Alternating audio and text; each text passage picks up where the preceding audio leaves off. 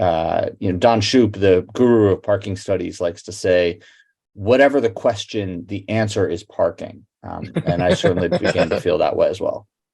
Yeah, it's a topic that once you see it, you can't unsee it. And if you just put a little charge on that parking, you can just discourage those all-day parkers from taking up those prime parking spaces. And that kind of organization of the street space is actually why the parking meter was invented. I mean, it wasn't invented to just soak drivers for every penny they had. What's up, everybody? Welcome to the Smoking Tire Podcast. Today's episode is brought to you by Off the Record. We love Off the Record because they do exactly what they say. I love things that are named like what they do. Like West Side Collector Car Storage. You can pretty much figure out what we are and where we are. Or The Smoking Tire. You could probably figure that one too. Off the Record. Equally simple. They get those points off of your record. Let's say you get pulled over. It's some bullshit, but you get a ticket, right? The Off the Record is who you call. You don't plead guilty. That's for suckers. Friends don't let friends plead guilty, folks. Off the Record will set you up with a qualified attorney in the jurisdiction where you got that ticket. They will fight that ticket on your behalf, get those points off your record. And if they don't get the points off your record, you don't have to pay them. It's pretty straightforward like that. So many people email me, DM me on Instagram and talk about how great Off the Record is at the exact thing that they advertise that they do. So download the Off the Record app and use code TST10 over there, or go to offtherecord.com/TST on the web. Either of those methods will get you 10% off any and all legal services booked through Off the Record, right? Code TST10 on the Off the Record app or offtherecord.com/TST. We love them. Do not plead guilty. Go to Off the Record first. All right, on today's episode, talking about parking, something that a lot of us probably don't think about, but I, as it turns out, am an expert in. And I just read an amazing book about it that you should read too. It's called Paved Paradise, How Parking Explains the World. And the author, Henry Grabar, also a journalist with Slate, is joining us via New York City over Zoom for the podcast today. This book is so interesting, and we talk about all the major themes mentioned in the book. And if you want to learn more after you listen to the show, you should definitely go buy this book. It's a fantastic read. Author of Paved Paradise, How Parking Explains the World, Henry Grabar, is on today's episode of the Smoking Tire Podcast. So I'm glad we have a backup system, but it's not of the production quality that we demand at the Smoking Tire, but it's the best we can do, and we're happy to have you. So fire the lasers, and thanks for joining us, Henry. I appreciate your time, and I really enjoyed your book. It was great. Thanks very much. I'm happy to be here. What got you interested in parking? Well, I'm a reporter and I spent a lot of time writing about cities. And so I went on all these different reporting expeditions, including just a lot of reporting in my hometown of New York City, but not confined to that, all over the country, really. And I would write about topics like contemporary architecture or affordable housing or, something as weird as like stormwater flooding. And every topic, it seemed that parking would come up as this hidden factor that was really at the heart of the issue, but that nobody was really talking that openly about. And obviously this is true for transportation stuff, but it turns out it's true for a lot of land use stuff as well, from architecture to stormwater to the environment more broadly. Like I went down to Houston and I was there after Hurricane Harvey, and I realized that actually the amount of pavement that's been built in Houston over the last 20, 30 years, as it's, basically the metro area has doubled in population, has actually changed the way that the whole region interacts with water. It's created these man-made floodplains, basically, because they've paved over so much natural land. I thought that was kind of shocking. And, Don Shoup, the guru of parking studies, likes to say, whatever the question, the answer is parking. And I certainly began to feel that way as well. Yeah, it's a topic that once you see it, you can't unsee it. It's something that people kind of take for granted. And in your book, Paved Paradise, How Parking Explains the World, I haven't said that in total yet, but that's the book, and it's fantastic. You talk about how it's such a unique phenomenon that people sort of take this parking for granted, that it's close to everything you might want to go to. It's always available, and it's free, or it's very, very cheap.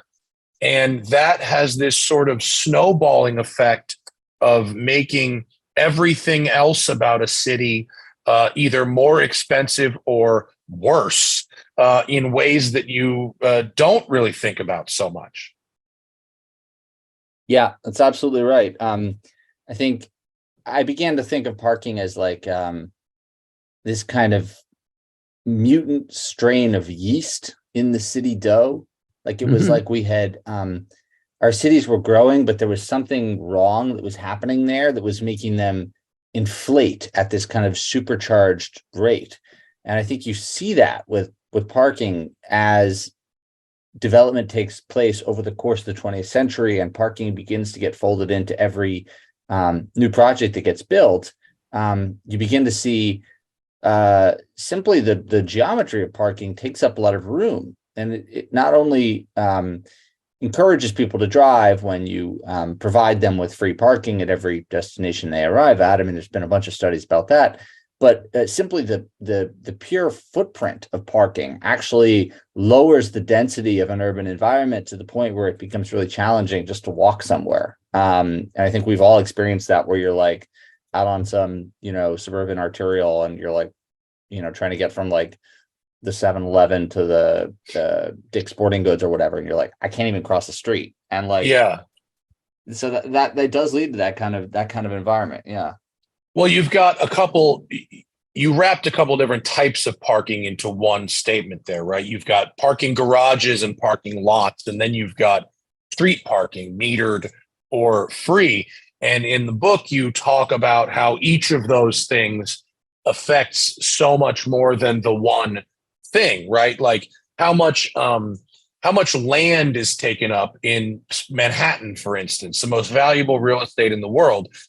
How a townhouse or an apartment, a 2-bedroom apartment in Manhattan could be $3 million.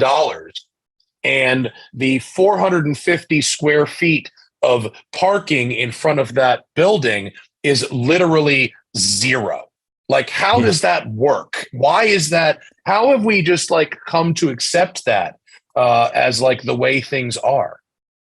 Yeah, I mean that Manhattan is a particularly egregious case, right? Where like everybody is accustomed to, people don't even think twice about the idea that real estate costs what it costs and that the street is free if you use it for just that one thing. You do of course have some fun examples of people trying to like exploit that arbitrage, like ice cream trucks, for example, who are like, well, right, why would I pay for a commercial storefront when I can just like sit here with my engine on for free and sell ice cream?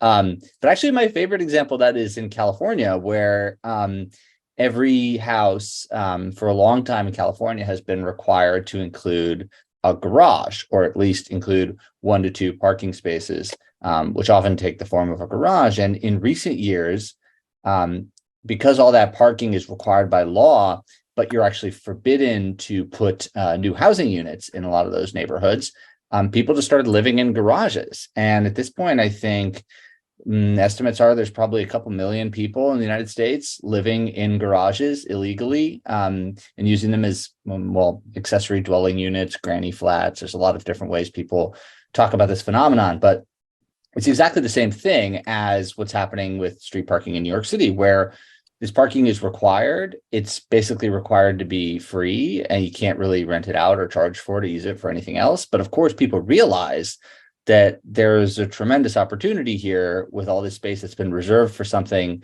that people aren't willing to pay very much for. Whereas people for housing actually are quite desperate to find more of it and pay for more of it. Well, and it is interesting because especially in New York City, where you'll see parking spaces that are sold, for a couple $100,000. So when a value can be assigned to an individual parking space, it is a pretty extraordinary value that shocks a lot of people. When a condo complex or an apartment building has the chance to sell a space to somebody, there is a very high value that is placed on that space. Yeah, and it just makes you realize like how much value is being sacrificed in New York City by giving those parking spaces away for free. We don't even really know like what the market price of New York City parking would be if you sort of decided to, I don't know, auction it off or something. Like what kind of uses would set up shop there? I think we got a taste of that during COVID, right, with the restaurant patios. And I think that happened in cities all across the country where these parking spaces that had been up to that point thought to be absolutely essential for doing business, suddenly restaurants were like, oh, what if we use this for something else? And it turns out like in a lot of cities they didn't even pay for the privilege, but in terms of the revenue for the city, I mean, they went from having free parking that was contributing nothing to city coffers, or maybe if it was metered a couple bucks an hour, to commercial space that was not only creating jobs, but also literally generating tax dollars, like sales tax money every day. And so just a small vision of what might be possible if we were to think differently about how all that space is used. Where I live. Oh, sorry. Go ahead, Zach. So I'm sure there are arguments where the people that come into the city and park there then spend money in the area. And are you seeing that the money that is made from restaurants, for example, like by expanding their patio space, is more than the money spent by people coming in, parking, and then going to the different businesses? It's a great question. I think that merchants often exaggerate how much money gets spent by people who come in their cars. It depends, it varies city by city, obviously, but they tend to place a really high degree of importance on those spaces that are directly in front of their business, when in reality, people who come to the neighborhood in a car might park really anywhere in the area, a couple blocks away, for example. And I think that certainly if what's happening in the case of the street restaurants is you're giving up actually a pretty small share of the parking pie for these new uses in places that often actually have ample parking. It's just you have to go a little distance. So I don't think there's actually anything being lost there, really. I don't think people are not making trips to those neighborhoods because restaurants forfeited those parking spaces in front of their restaurants.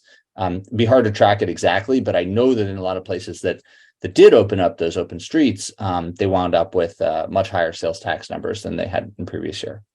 Cool. In Venice Beach, where I had been living for the last few years during COVID, all the restaurants built outdoor, patios, whatever, in the parking spaces. And for the first little bit, it was sort of like, well, what's going to happen with the parking and the traffic? And within a couple of months, we realized that the traffic and the parking were fundamentally unaffected. The lots, the established lots, the pay lots, did in fact have enough space. The 20 or 30 spots that were lost in the area near our house, the restaurants did not have a negative impact either to people being able to find parking somewhere or to traffic in terms of it being a problem. It turned out it was just fine, to the point where I was very vocal about, in a few select places, like fuck the cars, and I'm a car enthusiast. Like it made so much more sense to allow these lovely, almost European style outdoor dining areas. But you did actually hint, Henry, real quick on something that I think is so funny. In your book, you talk about the perception of available parking versus the reality of available parking. You talk about this very funny phenomenon, which I personally experienced just after finishing your book with my wife, of how much parking people think there is And it's usually they think there's not enough when the reality is often that there is way, way too much. Talk about that for just a second. Yeah, I think this is one of the most counterintuitive things that happened when I was researching this book, because one of the first things I learned about parking when I started looking into it is that there really is a lot of parking in the United States. Estimates are that there are at least 4 spaces for every single car. So that means that the national parking supply is never more than 25% full. And of course, some of those cars are in motion on the road. So the national parking stock is even a little bit emptier than that. And that's the low bound of how many parking spaces there are. And I think people react to that by saying, okay, like maybe there's a lot of parking, but not where I need it, not in the place that I want to go. And that is true, right? A lot of it is at like Arrowhead Stadium, and it's not much use unless it's Sunday afternoon in September. But a lot of it is actually like kind of crammed into these city neighborhoods where there's a couple things that are preventing it from reaching its maximum utility. And those are, I think, in order, that it's not priced. And so it's very disorganized. In a lot of neighborhoods, you'll have the strip of parking spots that are like right adjacent to the shops and restaurants will fill up first thing in the morning, often with people who work in those businesses or work nearby. And then when people show up to have lunch or something like that, there's no place to park. And that's in part because the parking isn't priced. And if you just put a little charge on that parking, you can just discourage those all-day parkers from taking up those prime parking spaces. And that kind of organization of the street space is actually why the parking meter was invented. I mean, it wasn't invented to just soak drivers for every penny they had. Okay, folks, got to take a quick break from the action for Caldera Lab. They sent me these amazing skincare products, right? And your skin, it's something you don't think about unless it's terrible, right? If you got okay skin, you probably don't think about it that often unless you got a regimen, right? If you got terrible skin, that's when you really want a regimen. And I have like medium skin, but I am really feeling these Caldera Lab products. They sent me the sample pack, the regimen to try. I've been using it for a couple weeks and my skin feels great. I mean, great. Caldera creates high-performance men's skincare products, and the regimen is the big daddy. It leads off the lineup. It's a twice-a-day routine to transform your skin. And what I really like about it is it's, first off, meant for men. Secondly, you don't have to think. It's really, really straightforward, okay? In the regimen bundle, you got 3 things: the clean slate, the base layer, and the good. It's very creatively named. The clean slate, it's a face wash, right? It starts and ends your day.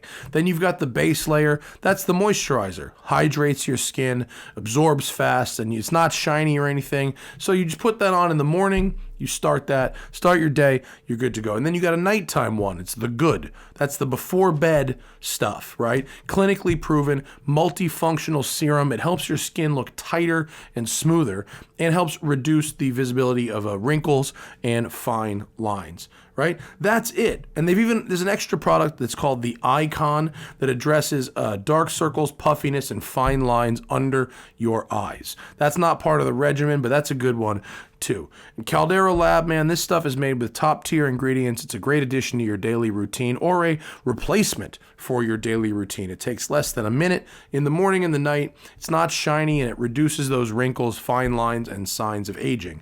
And now you, Smoking Tire listener, can get 20% off by going to calderalab.com/tire.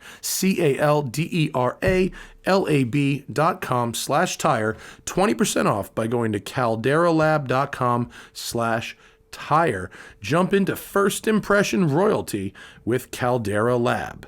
We are in the swing of summer, and you, like me, might be looking for wholesome, convenient meals to support sunny, active days. I have been really working on my diet, my fitness. I got to a point I wasn't feeling very good.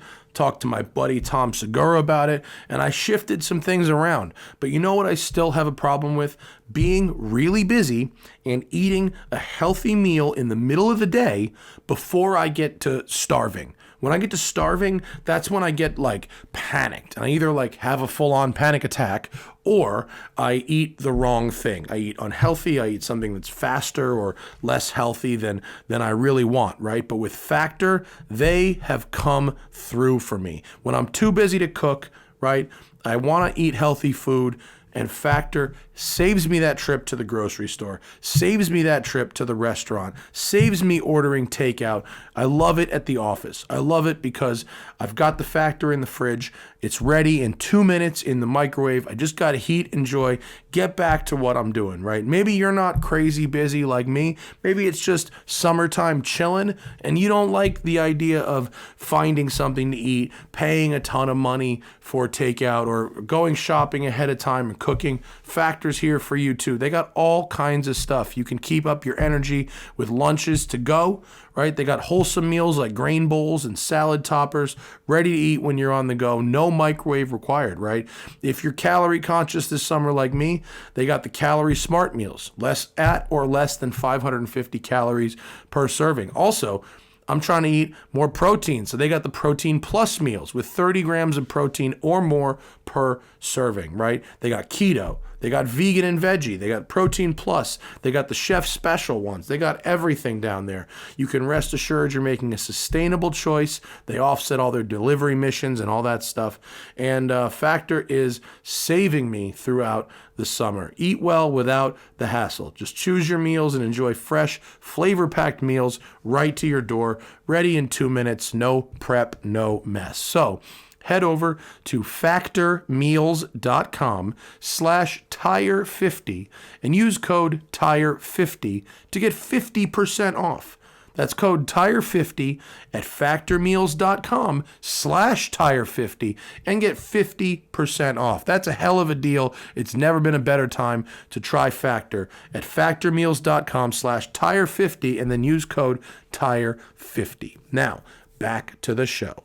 I mean, it wasn't invented to just soak drivers for every penny they had every time they wanted to go somewhere. It was really the best way to control this like precious access point that is the curb. Are you saying that incentives incentives and disincentives work? Stop that. That's crazy. That's crazy lefty socialist shit. We can't have that. Incentives and disincentives working to control a thing that needs controlling. Get the fuck out of here. when I researched the book, I read some testimonies from this. This didn't make it into the copy, so you can thank me for that. But I read some testimonies from transportation engineers in the 1930s and 40s who were installing their first parking meters, and it was like they had seen God. I mean, they just had this total mess on every street with double parked cars and people circling and all this. And then suddenly they just realized, oh,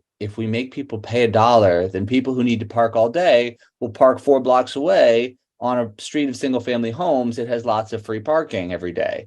And in fact, that is in fact what comes to happen a lot of the time when people install parking meters. And you find the neighborhoods where people believe there wasn't enough parking, in fact, do have enough. And one of the guys I talked to in the book, he's like he's an architect in suburbs of Seattle, but he's also become a parking nut for reasons that have to do with his architecture practice, which we can talk about in a moment. But he says that he has this idea that he's going to go downtown and stand outside the restaurants every night and offer a free valet parking service. And he's just going to say, look, I'll take your car and I'll park it 3 blocks away and I'll come get it for you when you're done with your meal. You just have to promise not to complain about the parking shortage anymore, because I'm telling you, there is enough parking.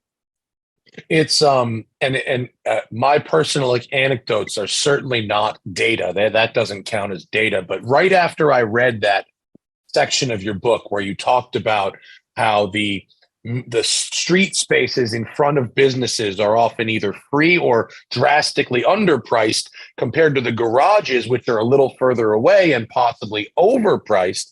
Right around the corner from our studio here is a Whole Foods and like a super gentrified, community with restaurants and yoga studios and whatnot. And we go to this Whole Foods all the time. And there is a 5-story parking structure next to the Whole Foods with one of those lighted signs that, shows how many spaces are available on each floor. Right. And my wife, who means well, as we're going to this Whole Foods, is complaining about how there is not enough parking at this Whole Foods. And I point out right as we pull up that the ground floor in front of the grocery store has 0 spaces available, but floors 3, 4, and 5 have like 250 plus spaces. So I'm like, actually, there is like way more parking here than this place could ever possibly need. We just don't want to ride the elevator. Our perception was so far off of the reality of how many actual spaces are available. They're just slightly farther than we want to deal with right then. And that's the other thing about parking is that people have insanely high standards for it.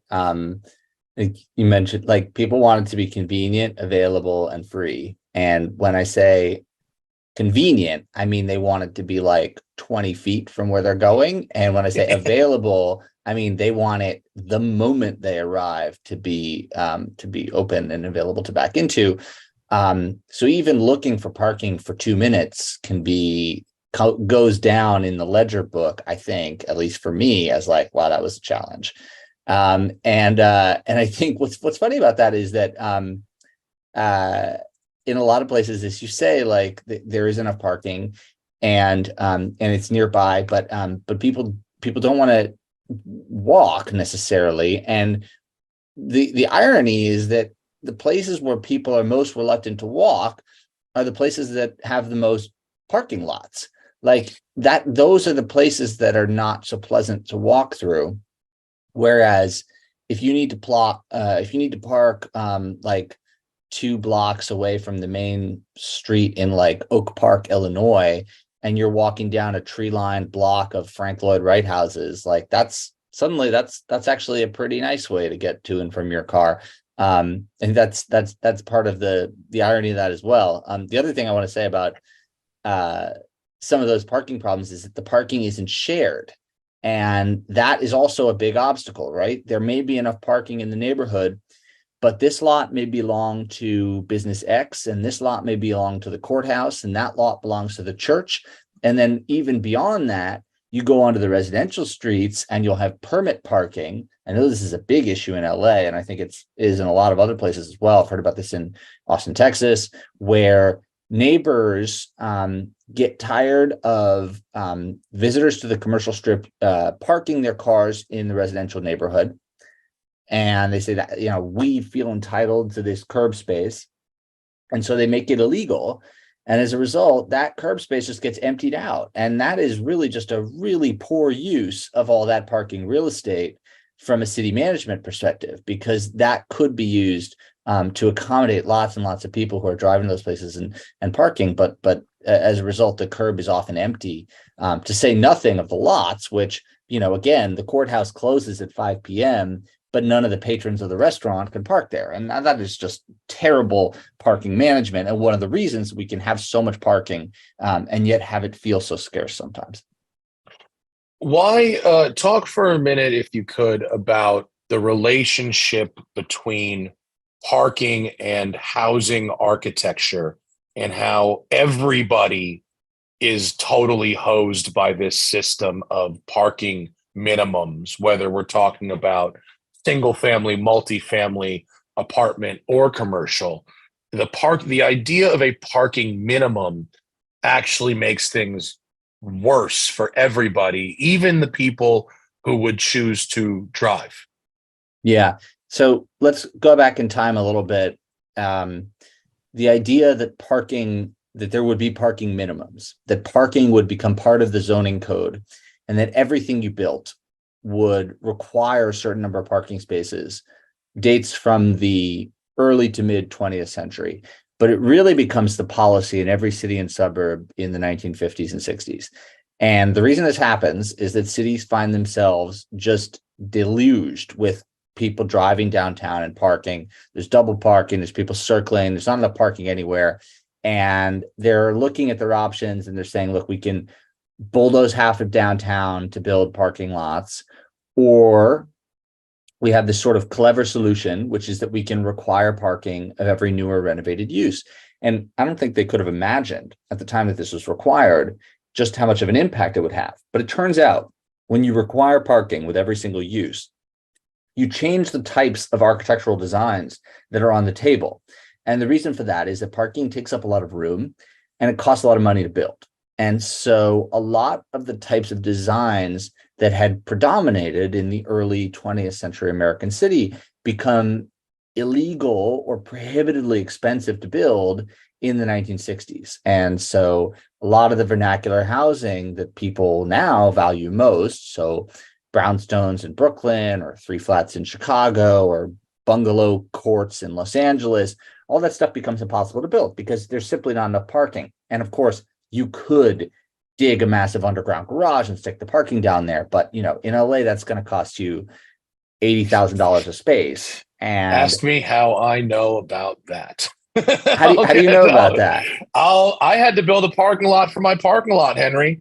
Look, I own a collector car storage facility. We have ultra high density car storage, right?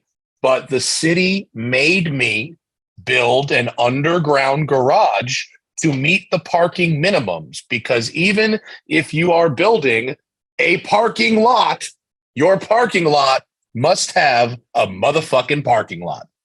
Swear to God. Adding 50% to the cost of my building. That 50%. is amazing. That's amazing. Yeah. So I mean, so this is true. I mean, that is maybe the most ridiculous example I've ever heard. But this is, you got to multiply this out across. You got to multiply this out across every apartment building, every commercial storefront, every housing type, every building type at all, really, in every city, which has to go through this ordeal. And it basically outlawed a lot of these types of infill, what we would now call missing middle development. And I would say this is not only a problem for architecture and for the way things look, but it also adds a lot of money onto the cost of every new project. I mean, the estimates there was a federal study of this by the Government Accountability Office a couple of years ago about low-income housing, because there's this low-income housing tax credit. It's responsible for a lot of the new affordable housing that gets built in the United States. And they were trying to figure out how much money the required structured parking was contributing to every new project. And they came up with something like 20 to 30%. So that's a lot of money that could be going to getting people off the street and into houses, that's instead going to creating mandatory required parking garages. Now, obviously, the reason that those policies are popular is because people don't want their new neighbors to store their cars on the street and challenge their right to park their own cars on the street. And I get that. I think that's a fair complaint for people who've lived in the neighborhood for a long time to have. But when you consider just what's the word? Just what a debilitating effect it's had on our ability to construct new housing, to construct infill housing, to construct attractive housing, and at cost, I think maybe it should force us to reassess our priorities a little bit. Well, yeah, I mean, like if you go ahead, Zach. Does a lot of this, stem from in the 50s, our society became far more car centric, and it continued to do so in like 60s, 70s, 80s, And now, we have cities where like Los Angeles, I know it's anecdotal, not data, but so much of of everyone's life here is determined by a car, requires a car, or they think it requires a car. And where I'm going is, when I first moved here, I lived in Koreatown. Koreatown a lot of the buildings were, older houses that have then been expanded on the lot to become multiple dwelling units. So you'd see like an old Victorian house, but it has 3 mailboxes on it now. And there's these weird, causeways inside the house that separate apartments. But that house has like a 1-car garage or a no-car garage. And so when I lived there, many nights were spent circling many, many blocks trying to find a parking spot. And I had, I think, like a small car at the time. So it seemed like the occupants of the neighborhood had far exceeded the possible parking. So it was less about, if they build new houses there, like, yes, we don't want new neighbors to compete with us for parking, but it's simply because there didn't seem to be enough supply to meet that demand, which had then, exceeded the amount of real estate that was available. Yeah. Yeah, I think I heard parking in Koreatown described as a blood sport in the Los Angeles Times. Does that sound right? Yeah, I think yeah. that was that Alyssa Walker. I think who might have written that. It sounds like Alyssa Walker. So there are going to be certain areas where there is not sufficient parking, right? It's not, we can't say every town and every city and across all the US and countries, where there is going to be a couple places where, yeah, there could be some more parking lots for those areas. But at the same time, don't we have people who are totally priced out of any kind of decent housing, in part because of the costs built into the rent to house a car that they don't even own? Right. Yeah, I think that's the core issue, right? It's that the parking is required. And so a lot of the time cities are building these required, or developers are building these required parking garages. And yes, it takes some pressure off the street parking situation, but a lot of those spaces don't even get full all the time. And if there's a spot on the street, even the person who lives in that building might choose to park on the street instead, because it's more convenient and you can get to work quicker than if you have to go into your garage and nose into your space. So I think that the answer to that is people who would like to have a garage included with their unit are certainly welcome to ask their builder to do that, or decide to buy an apartment that has that with it. But I think people should have the choice. If you want to live in a unit that does not have a parking space because it's more important to you to save a little money on housing and spend a little time looking for parking, then I think that's an option that should be available to you. Now, with respect to what to do about a situation like Koreatown, where there really is a bona fide shortage of parking on the street and there's more people who need it than there are spots available. Guys, we got to take a quick break from the show for Game Time. I love Game Time because they make buying tickets to any kind of entertainment super easy. And if you're looking for like last minute tickets, or you want the best price, sometimes there's sites where you got to compete with other buyers for popular events.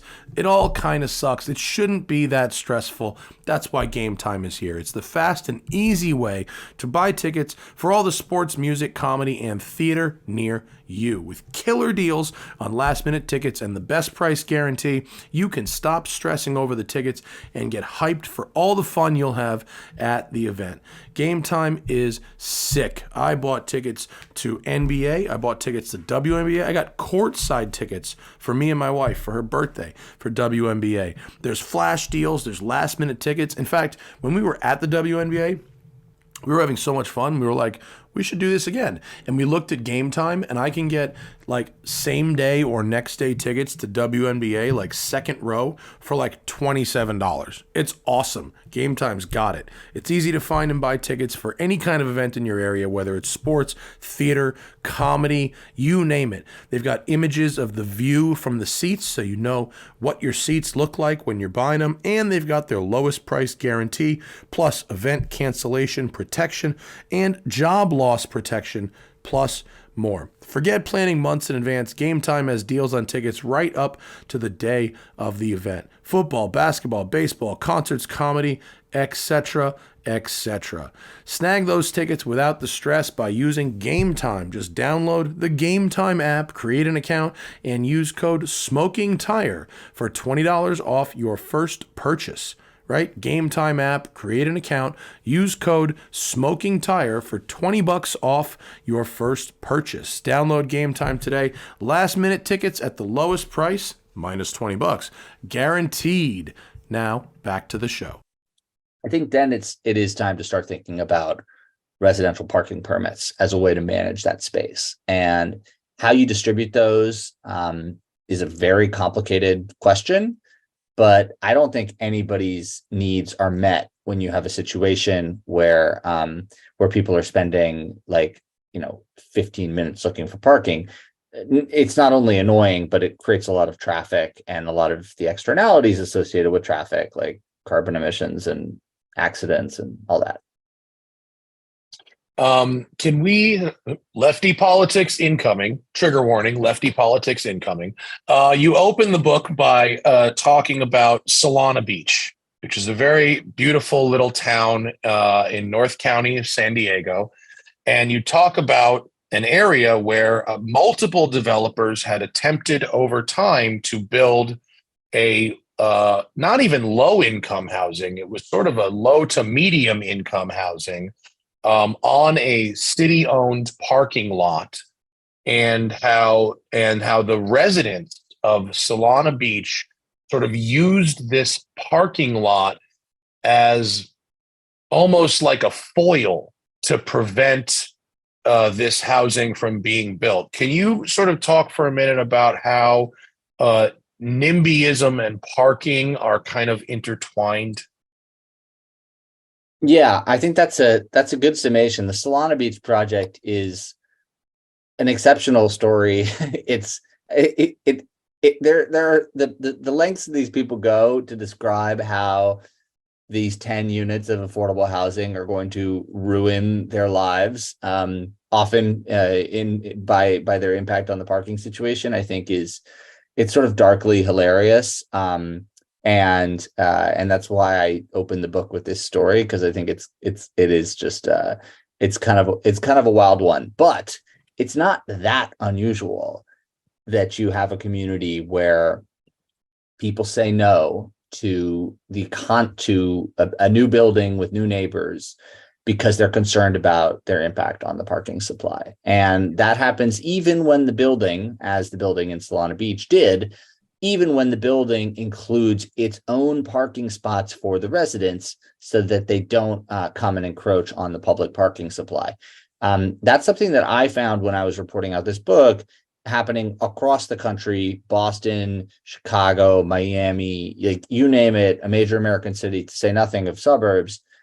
Every time a new project is discussed, one of the foremost concerns and one of the triggers of delays is the impact on parking. And the bigger picture here is that the United States has a massive housing shortage. We've made it really, really challenging to build new homes.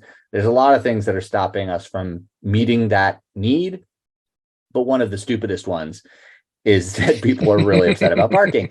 And one of the most solvable ones too, because I think better parking policy, like sharing parking, pricing it correctly, doing the permits right, all this stuff, making it easier for people not to drive, all these things could relieve stress in the parking picture. But you got to do some of that stuff. And if you don't, you wind up with a situation where people perceive their new neighbors, their potential new neighbors, as coming in like parking sized packages. And they see them not as future tennis partners and future friends and the parents of their children's future playmates, but as encroachment on the parking supply. And that is a toxic development. And I think it's holding us back societally at a pretty macro level. It's crazy because my brother-in-law's office was actually right around the corner from that parking lot. And after I read the passage of the book, sadly, my brother-in-law passed away earlier this year, but I called his wife and I was like, "Have you heard about this?" And she's like, "Oh yeah. Oh, we know." She's like, we know about this crazy shit that's going on down there. It hit close to home. But we had a similar situation in Venice Beach where this big housing complex that was going to be built on a city-owned parking lot near the beach. I mean, it wasn't far from the beach. And they were going to have housing, apartments, they were going to have retail, and they were going to have even more parking than they were going to take away because they were going to build a 2-story garage and have surface level retail. And people voted against it, and they kept, why does the low income housing need to be near the beach? Can't it be further east away from the beach? And on the one hand, I feel like a lot of these folks have a lot of their net worth tied up in the value of their home, and they're not intentionally trying to be like terrible people. They're genuinely worried about the value of their home potentially going down. But on the other hand, there are homeless people living in tents outside of their house in the parking lot now. And it's like, you don't want this apartment building and this retail here, but the alternative isn't like trees and shit. The alternative is people living in tents. And it's like, how is the apartment building not better than tents? Like, fuck me, man, you know? And it's just totally torpedoed. Yeah. And I think what you got there is like, there's a problem where the decisions are being made at the wrong level, because I do think that there's a legitimate case to be made that a lot of the NIMBYism that is has created America's housing crisis is prompted by people being legitimately concerned because we have this system where everybody's net worth is, not to mention in many cases like a shit ton of debt, is tied up in the value of your house. And so anything that concerns your home value at all, people go totally nuclear about that. And so I think, how do we correct those? How do we fix those incentives? I think one way we can do that is by taking land use jurisdiction out of the hands of the neighbors, because it's a bit of a prisoner's dilemma, right?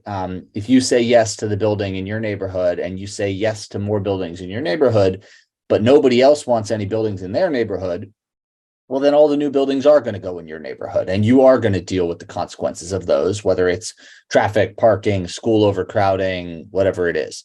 But if all the neighborhoods in LA say yes to new buildings at the same time, then the impact is less severe. It's more spread out, and so you do need everybody to sort of jump at the same time, in order to avoid a situation where people really feel like if they even give an inch, developers will take a mile. And so I think that's part of it. The other thing is, I'm not really convinced that more development actually leads to property values going down. I actually think that, like, if suddenly your property could be turned into a 4-story building and each of those units was going to sell for $1.5 million, well, I mean, you do the math. Like, I think that's more valuable than a single family home in a lot of places. Possible.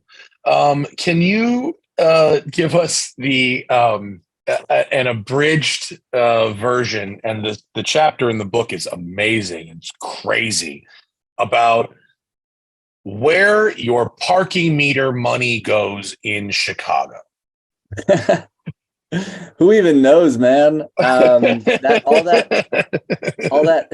Well, I'll tell you. I'll start at the beginning. Chicago was looking for ways to raise money, and the mayor at the time, Richard M. Daley, decided that he was going to privatize the city's parking meter stock, which was composed of about 36,000 parking meters.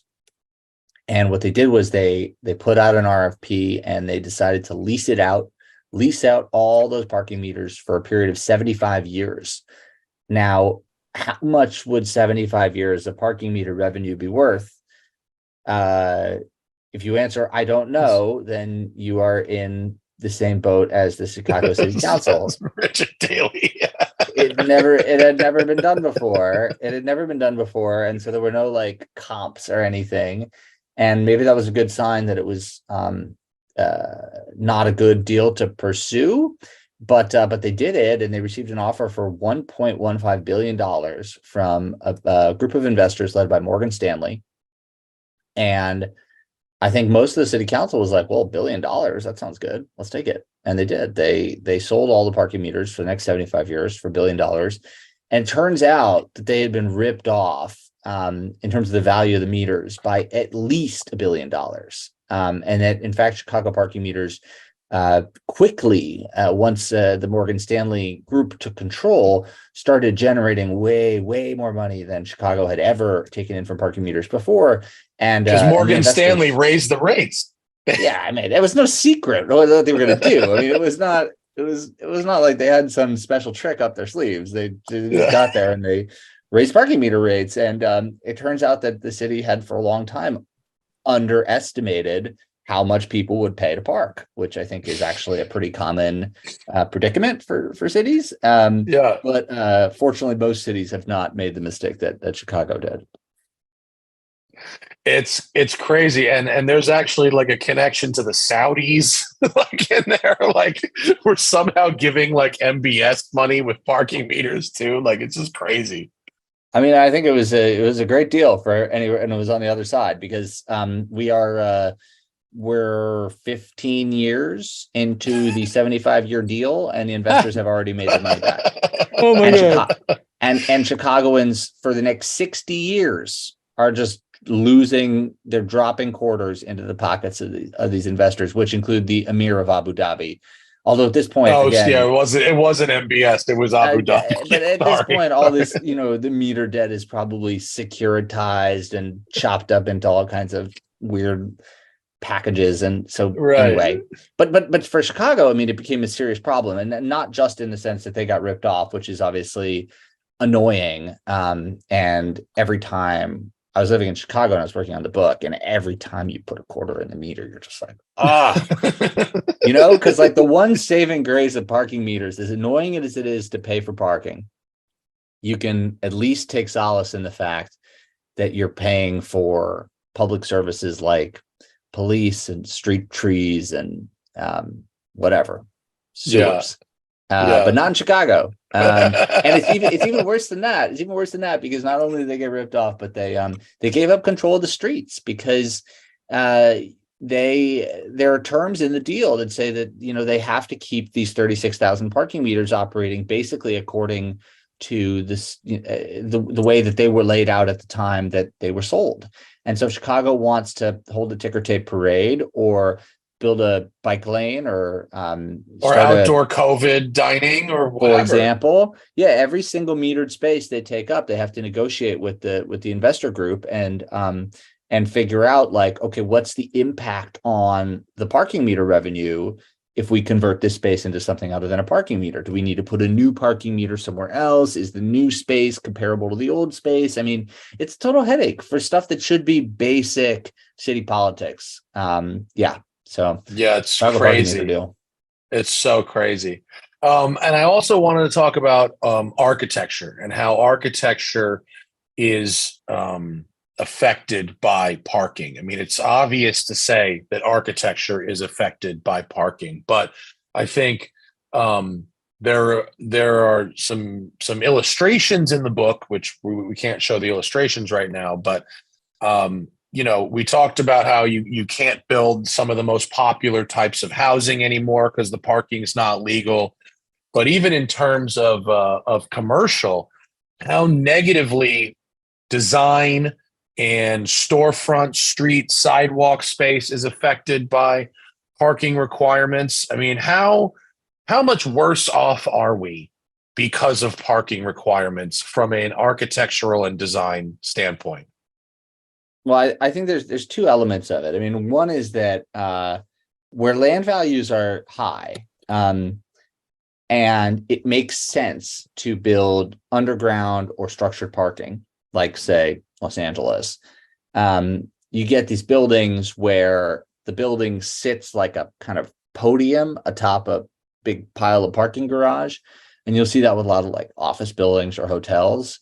And it just doesn't look good. It also creates this weird situation where like everybody who works in that building goes right into the garage. And so they're never out of their cars on the street. And from a perspective of like public safety, supporting local retail, all that stuff, it's not really good to have people driving right into the building where they work or live and not and not spending a little time on the street as well. But perhaps more significantly than that is what happens when land values are low.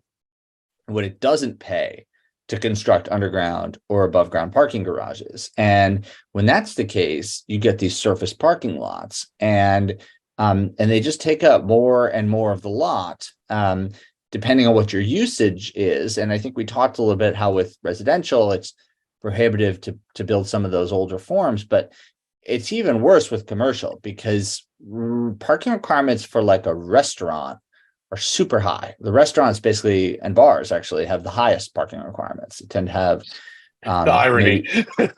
yeah, like, because we definitely want everybody driving to the bar and home from the bar. Very important public policy goal that we've achieved.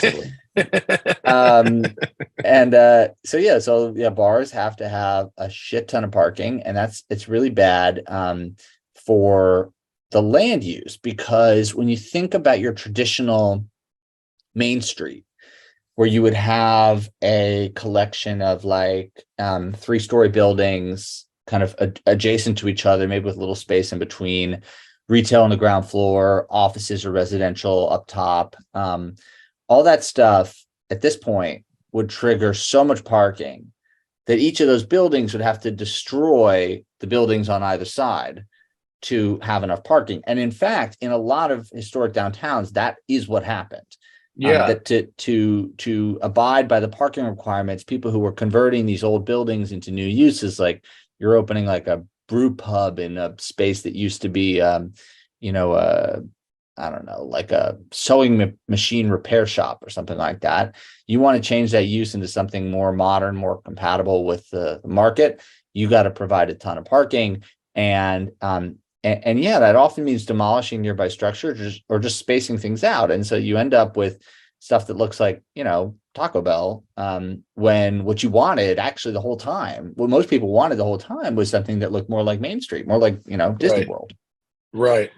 And even like, when I'm in like the South, for instance, or the Midwest, and I see sort of low to lower middle income apartment buildings, they're dotted out on some big, surrounded on all sides by parking lots. And it's like, it's like a dense apartment building, but it's just surrounded by this vast expanse of asphalt and cars. And it doesn't look very good.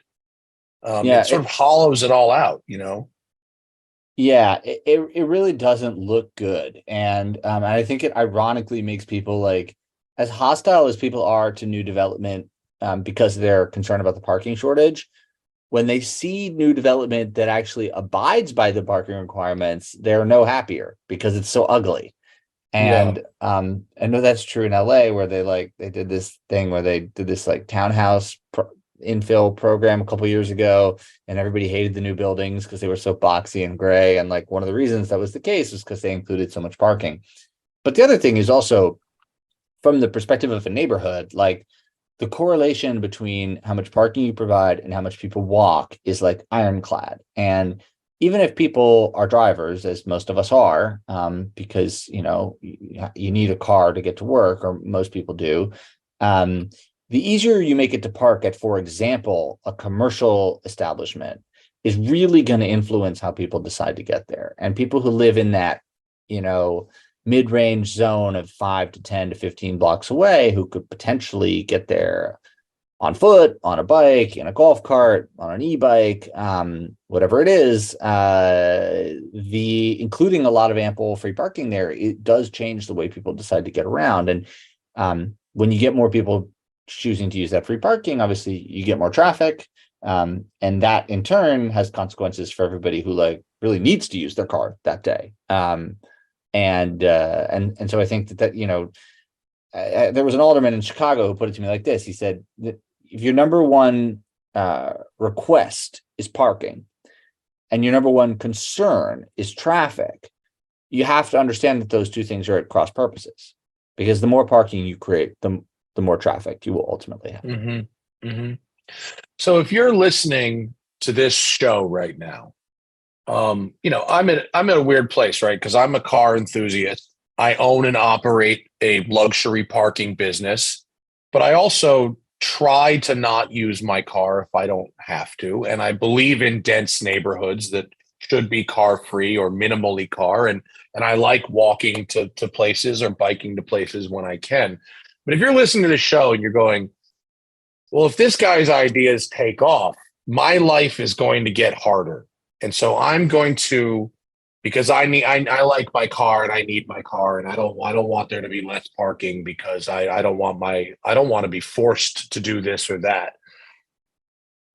Isn't it, or don't you find that there is some truth to the theory that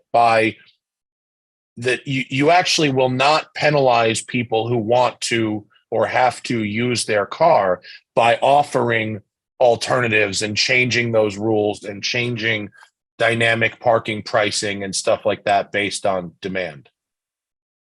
I think that is true to some extent. I mean, I say on the one hand, clearly a society with much less parking is going to mean a new approach, and maybe that means shaking up the routine that we've become accustomed to. But my hope is that that brings so many benefits that the loss of parking doesn't feel like a real mortal blow. I mean, I think in the short term, there's a clear trade-off between free parking and available parking. And I think that's maybe the most basic thing to say, is that for people who depend on their cars and really need a parking space in the place they're going when they want it, the best thing for them really is for that parking to be priced. Because there's basically two ways to create enough parking for people who need it. And one of them is to price the parking and to ensure that the all day parkers sort of get out of those spots. And does that mean you might have to pay $2 for the perfect parking space? Yes. But on the other hand, I think most people will find in that situation that the paying for the parking becomes worth it if the quality of the parking is that good and that dependable. Because the alternative to that is bulldozing large swaths of the urban environment to create a bunch of enormous parking lots, or requiring all this parking that adds on to the cost of doing business, creating housing, and all these things. And we've tried both of those paths. And I think that has brought us to a place where we are extremely car dependent, and we have made it really expensive to build all this housing, which we so badly need. So I think that there is something to be said for trying that third alternative of paying for parking and seeing how it goes. And I think that people often say it's like classist because cities are expensive, and for people who don't live there, the ability to park is tantamount to the ability to participate in civic life. And I think that that's true. But at the same time, there is a cost associated with the parking being free. And in a lot of places, it's that it's not available when you want it. And so people spend a lot of time looking for it. And in other cases, it just means that the urban environment just gets completely taken away to make sure that there's enough parking for everybody. And so I think that well, and it would bring down the price of the housing too. If the parking was priced appropriately, the housing could be cheaper, and then or the zoning made it so you didn't have to provide parking. Then some people who now have to drive into the city could just live closer and maybe wouldn't have to drive. You don't need to force people out of their cars. You just need to provide another option for the people who don't want to be in their cars. And there's a bunch of them.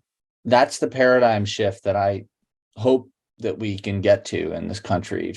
I gave this talk to a group of students at the University of Texas about parking and the sort of reasons that it could be good to charge for parking. And they felt like that would make it hard for them to participate in university life. And unfortunately for them, they felt like the parking was their access to the city. It hadn't even crossed their mind that in a world where parking was less important, there might be enough housing in the neighborhood of the university for them to be able to live there. But that is possible. That shouldn't be a goal that we write off as being impossible to achieve, right? Like, people should be able to live in the neighborhoods where they work, where they shop, where they play, et cetera, if they want to.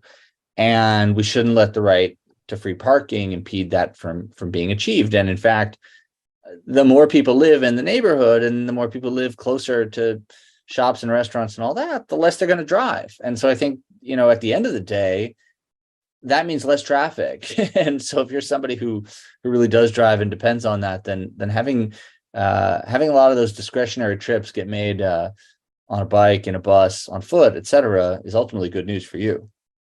Yeah. Last thing before, Zach, if we have any Patreon questions, we'll get to a couple of those before we let Henry go. But in the book, you talk about a couple of places where the local governments have changed from parking minimums to parking maximums, just inverting that policy on its head.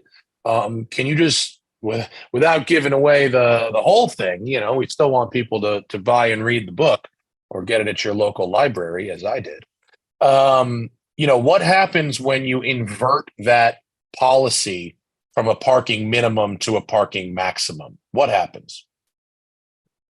Well, often not that much, because developers who are still going to build a lot of parking under the because their lender told them to, because their tenants need more parking, et cetera. They're still gonna provide enough parking if that's what people want. So if you're somebody who wants parking, you shouldn't worry that you're not going to end up with enough, because parking maximums tend to be pretty lenient in the amount of parking they permit, and developers build a lot. But you do see a difference, because it opens up some possibilities, right? And one of them is for shared parking, and that's a huge one, because like in LA, for example, in downtown LA, there were all these old buildings that got converted from these, abandoned early 20th century offices into residential buildings. And that was great for the neighborhood. It added a lot of residents, and tens of thousands of people moved in.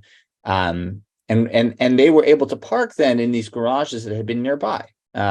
Just a simple shared parking, right? Office garages that were empty at night got used by the residents at night, and then by the office workers during the day. So, and as a result, like, they didn't have to tear down buildings, build new garages, et cetera. It was a great system for everybody. And I think that's really what happens when you move away from the parking minimum paradigm. It's not that no parking gets built. It's just that maybe a little less parking gets built in some projects, and mostly you have this benefit of flexibility in terms of how that parking gets distributed. And that's pretty important. Do you think, we could change the rules towards shared parking sort of after the fact, couldn't we? We don't necessarily have to apply those rules to only new construction. Couldn't we retroactively make that change? And at this point, or is everyone too like mine right now for that? I think it's certainly possible. There have been attempts to I think maybe the easiest way to think about it is just opening up public garages, because there's all this space there that could be shared, right? And if the city owns any spaces that it's reserving for like municipal employees or anything like that, then that would be the ideal opportunity to get that going. And of course, people can't share parking until you tell them that they're not required to include their own parking. Because as long as everybody's got their own parking, there's so much of it that it doesn't need to be shared. It's not productive to share. But I would love to see businesses collaborating on that. But you do need to make it legal for them to do it. Yeah. Zach, let's get to some of our patrons' questions. Of course, if you want to watch the live stream, if you want to ask questions of our guests, if you want to get the show early before everybody else, and if you want an ad-free listening experience, patreon.com/The Smoking Tire Podcast. Okay, Lucas says, the pressures of modern living, especially with kids, is tectonic. Cars can take us and up to 6 other people exactly where we want to go, when we want to go, with unlimited stops away. Life is hard without trying to get around on public transit. This socialist is for more parking and wider roads.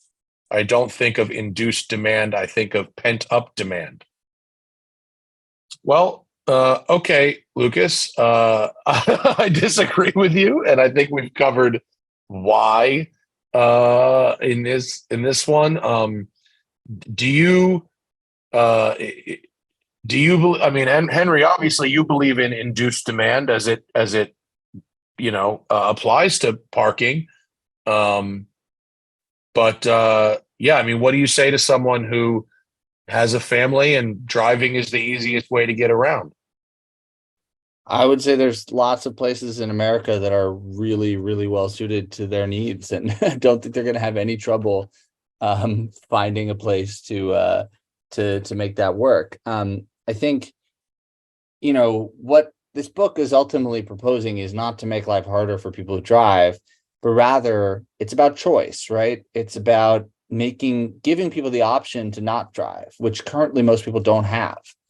And I think the argument the book makes is that one of the reasons we don't have that choice, the choice not to drive, is because we have made parking such a priority that we have essentially legislated to make driving basically required in every place. And it's not just induced demand in the sense that parking is forces people or it functions as a subsidy for car ownership, but also again that there is this space, that all this parking space that makes it harder to walk from one place to another. And I think that's an important part of this as well. Mm-hmm. Mm-hmm. Dante wants to talk about Japan, who requires that you prove you have a parking space before purchasing a car. I actually really like that rule. I think that's a good rule that keeps the streets free of street parked cars. And also, Joe wants to talk about what he calls Japanese hyper complicated parking, what I would call ultra high density robotic parking. I think in very high dense areas such as shopping malls and downtown urban centers, those robot quote vending machine parking lots are really, really cool. They're also really expensive because they're really expensive to build. It makes it expensive to drive to those places. Those spaces are probably $150,000 to $200,000 a space to build. And so they're great for high turnover, high density places like you would find in Japan. Henry, in the book, you didn't really talk about any of the ultra high density robotic stuff, but do you find it as fascinating as I do? I love it. I mean, I grew up in Manhattan, and I remember looking at those crazy elevated mechanical car structures that lift the cars up and down. And I think they're kind of beautiful. And I've seen some of that kind of stuff in like really luxury new buildings in Miami, where you have this like Mm-hmm. combination of super high Yeah. density buildings and also lots of car culture.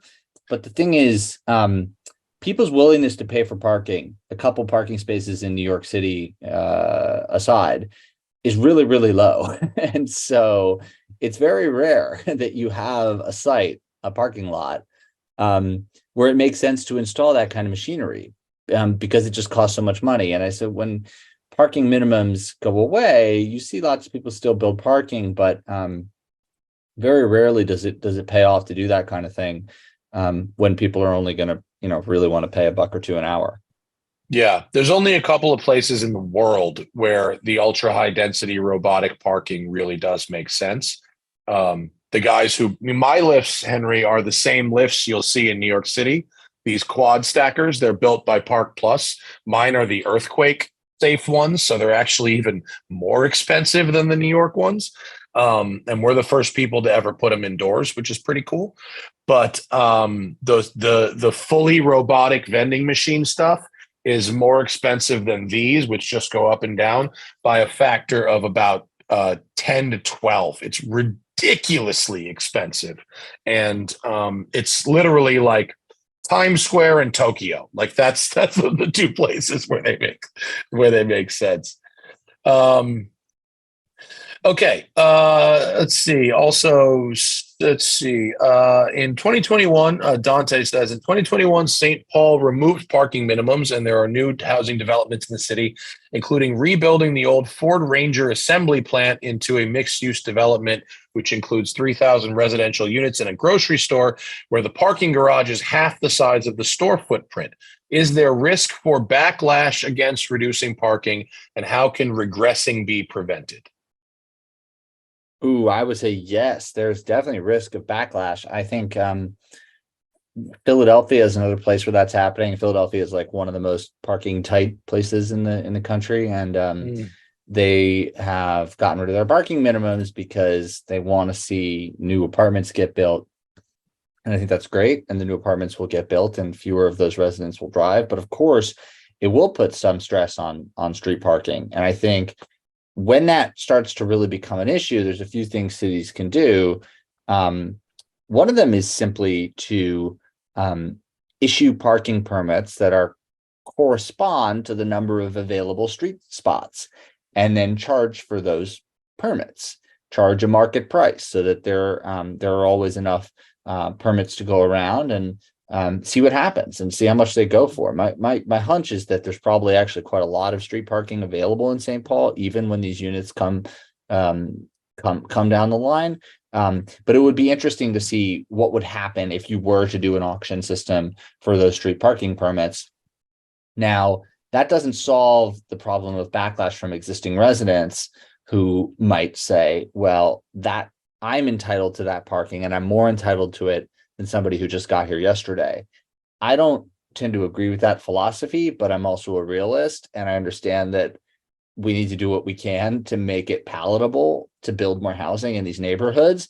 And so the kind of like cynical solution here is to issue residential parking permits to the people who already live in the neighborhood, and to grandfather them into those parking spots with, say, tradable permits. And that actually would create an incentive for more density, because then the more people move into the neighborhood, the more valuable your existing right to a parking space becomes. And I'm not saying it would turn everybody into a big YIMBY overnight who wants a ton of new neighbors, but at least it would make it so the more pressure there is on the parking stock, the more valuable your right to a parking space becomes. Yeah.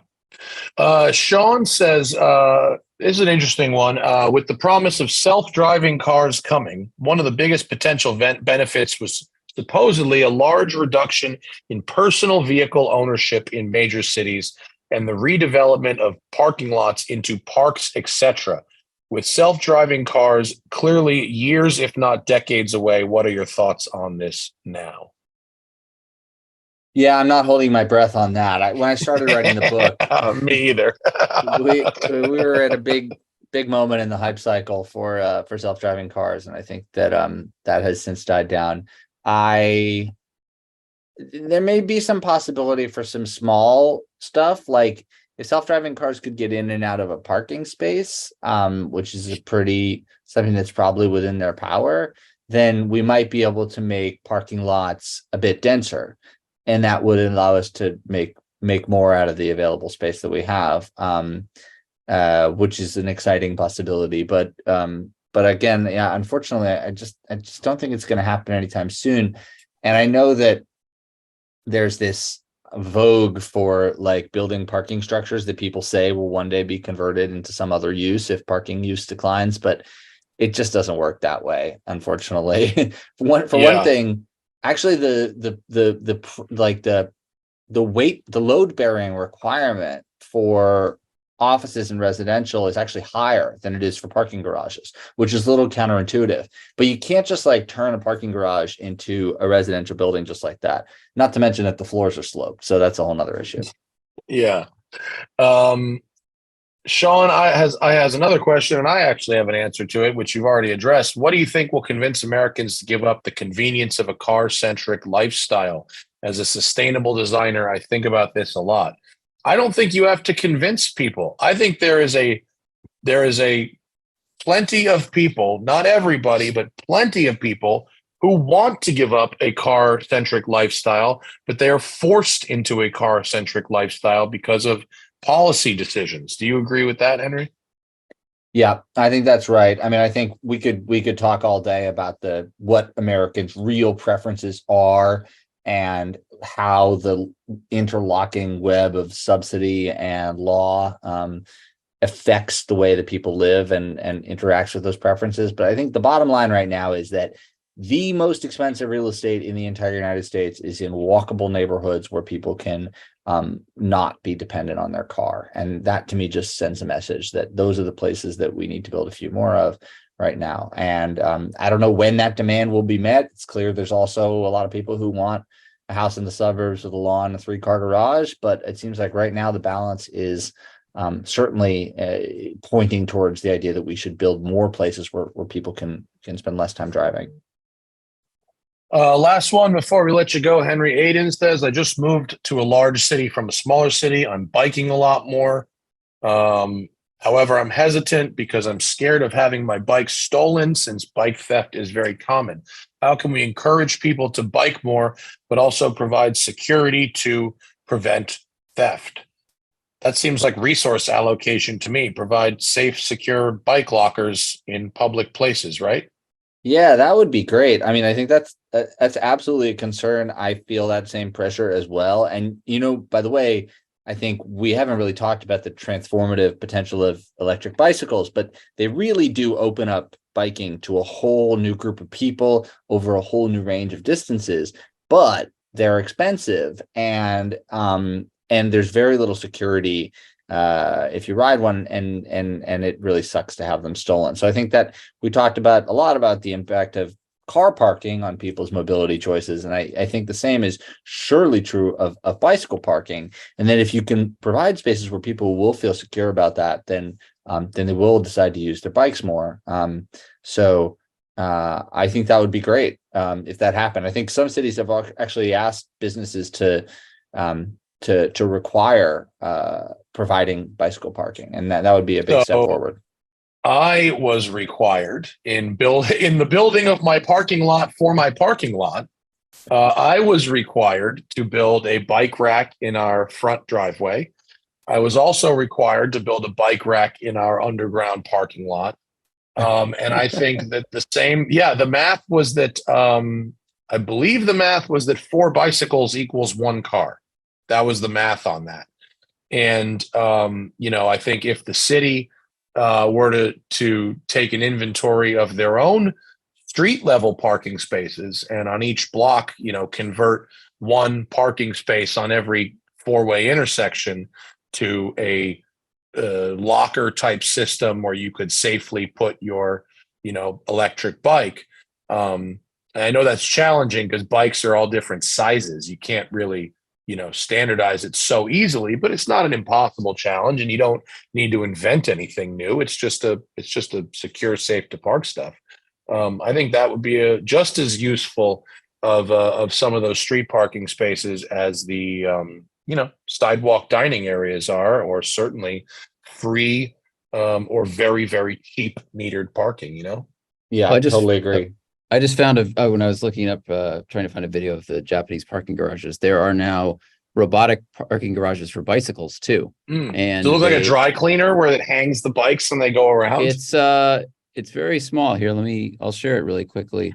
Is it Amsterdam or Copenhagen or somewhere that's very bike centric, has like a huge bike parking lot next to their main train station?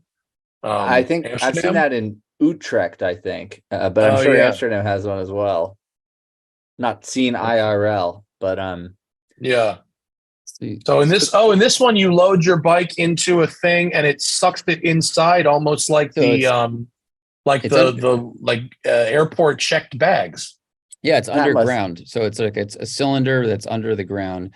And for people that are listening, this person approaches a cube that is above ground that's probably 8 feet tall and 4 feet wide by 6 feet wide, and you roll your bike in, and it brings it down into the cylinder where it then stores it, and then that's very smart. So that's obviously very secure. No one can get in there, and takes up minimal space. Underground it has to take up space, but what you don't want, or what I wouldn't want, is some huge locker system above ground. It's like a Carvana vending machine underground for bicycles. That's fucking rad. This company makes them for cars also, but they take up a lot more space. It's pretty awesome. Oh, kick ass. Cool. That's real cool. I'm into that for sure. That's great. All right. We'll take two of those.